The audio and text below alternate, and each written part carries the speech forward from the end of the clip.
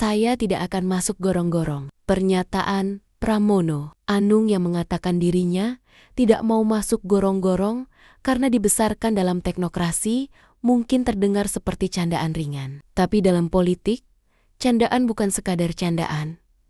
Kata-kata adalah pesan, dan pesan adalah sikap. Masalahnya bukan soal masuk gorong-gorong atau tidak. Masalahnya adalah simbol. Rakyat Indonesia ingat betul bagaimana dulu ada seorang pemimpin yang rela turun langsung ke lapangan, mengecek selokan, masuk kampung, bahkan berdiri di lumpur. Itu bukan soal pencitraan semata, itu tentang pesan moral.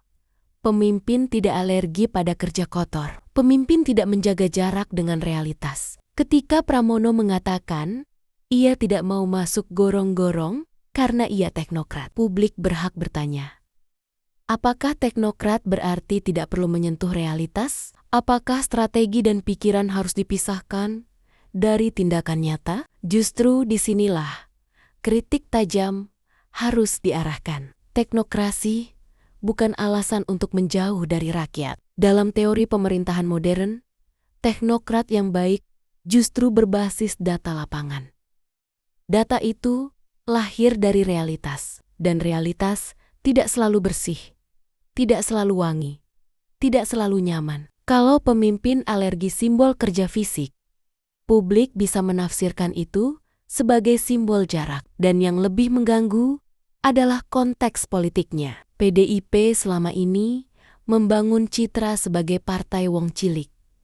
Partai yang berdiri bersama rakyat kecil. Partai yang mengklaim keberpihakan pada kelas bawah. Tapi ketika salah satu tokoh pentingnya menyampaikan pernyataan seperti itu, publik bisa melihat inkonsistensi. Bagaimana mungkin partai yang mengaku dekat dengan rakyat kecil justru terkesan meremehkan simbol kerja langsung di lapangan? Kita tidak sedang membahas apakah masuk gorong-gorong itu wajib.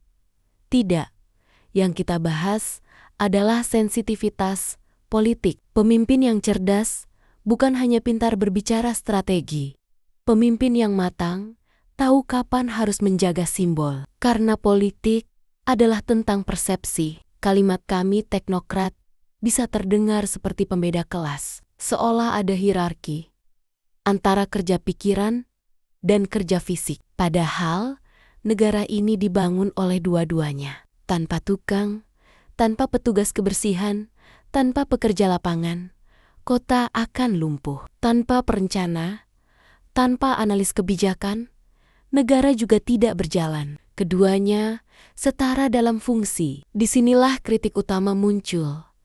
Jangan sampai bahasa politik menciptakan kesan superioritas. PDIP saat ini berada dalam posisi politik yang tidak sederhana. Relasi dengan mantan kadernya sendiri, dinamika internal, hingga perubahan konstelasi kekuasaan nasional. Dalam situasi seperti itu, setiap pernyataan tokoh partai akan dibaca sebagai sikap politik. Apakah ini sindiran? Mungkin. Apakah ini sekadar gurauan? Bisa jadi, tapi publik tidak bodoh. Publik menilai konteks. Ketika ada sejarah pemimpin yang terkenal turun langsung ke gorong-gorong, lalu muncul pernyataan enggan melakukan hal serupa dengan alasan teknokrasi, publik pasti mengaitkan